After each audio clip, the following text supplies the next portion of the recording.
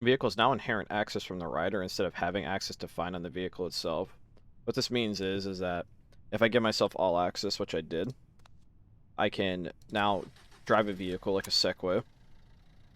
And if I drive into a door that previously would have had access cut off, like Botany for example, the door now opens because it is going off my access to the doors, not the vehicles. Before you'd have to like awkwardly try to open the door or like get off, open it, then get back on the vehicle, and it was pretty clunky.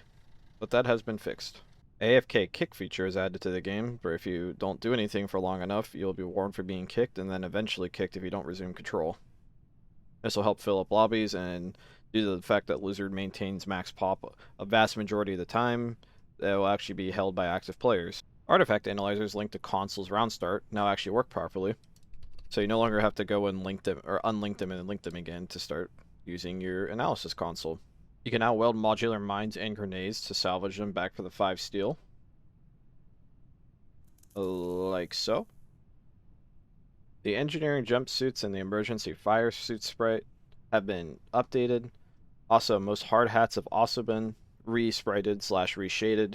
And just to make it easier, I'm just going to include the image that was included on the Git page rather than spawn in 50 items to compare them. And you can just look at an old build if you want to see the old sprites, but considering they're redone, it's not all that important. Syndicate have adjusted the price of several uplink items to encourage traders to use more diverse strategies. What this means is items like the energy dagger and the surplus rifle have been made cheaper, while certain things such as the hypo pen and the power sink have been made more expensive. There's a few other minor changes, but you can look for yourself, like the dehydrated carp as well has had its price decreased. Will anyone actually use the carp? I'm not sure. But one of the big changes from this is the reinforcement teleporter is actually affordable without killing Renault or another syndicate. So I'm wondering if more people are going to use these or not, and I guess time will tell. All station events are no longer capped at a certain number of occurrences. What that means is before, like, you could only get like one meteor shower. So now it's hard to really show it, but now you can Meteors have have been detected on more the than collision one course with the station. over the course of a game. So it should add a little bit more variation and a little bit less metagamey, I guess. But I honestly don't think anyone counted it and was like, "Oh, there can only be one Rat King ever," and just went along with it. But it's still a nice change, and I think it's more so geared towards survival. But I'm not sure if survival was uncapped or not already. But anyways, regardless of that, it shall add slightly more variation with the events, and especially when more come.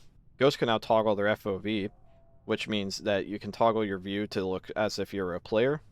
So you can see, like, if you have your ghost off, it's like, oh, there's somebody over here. How do they not know they're there? You can toggle your field of view and see, oh, wait, there's no way they could see them. You can also toggle all bright now, and that's no longer an admin feature. I believe that was this week. I don't think it was in any of the patch notes, but I'll just throw it in here because it's significant. Turrets now actually shoot at space targets, and this is significant for Nuki rounds where the Nuki has automated turrets near it. So if you fly by it in space, the turrets will shoot you dead. And as always, that isn't all the changes, but once again, I just cover the changes I find significant or that the average player will more likely run into. I encourage everyone to read the change logs and look through every good change yourself, just so you can stay informed of what's changing and see how the development of the game is going along. Uh, Obviously, I thank every maintainer and contributor that has made these patches.